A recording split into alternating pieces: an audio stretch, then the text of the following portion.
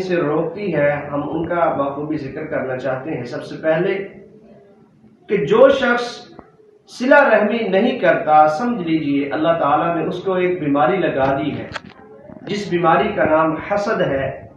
اکثر لوگ حسد کے اندر جکڑے ہوئے ہیں۔ جو شخص دل سے معاف نہیں کسی کو کرتا، دل سے کسی کو،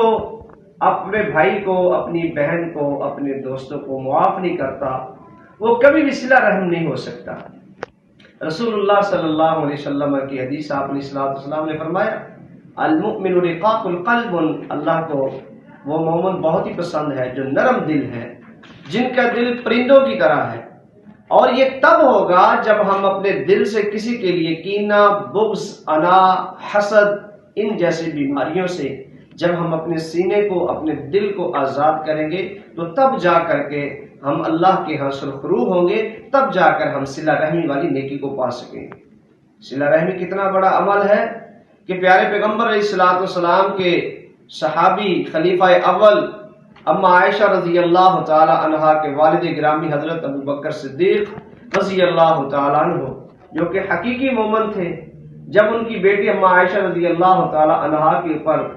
الزام لگانے والوں میں مستہ بھی تھا، جو کہ ان کا خالہ زاد بھائی تھا، جب پتہ چلا کہ حضرت عائشہ رضی اللہ تعالی عنہا کے اوپر الزام لگانے والوں میں بھی یہ شامل ہے، تو ابو بکر صدیق رضی اللہ تعالیٰ عنہ جو کہ انہیں ماہانہ خرچ دیا کرتے تھے، وہ ماہانہ خرچ پھر بھی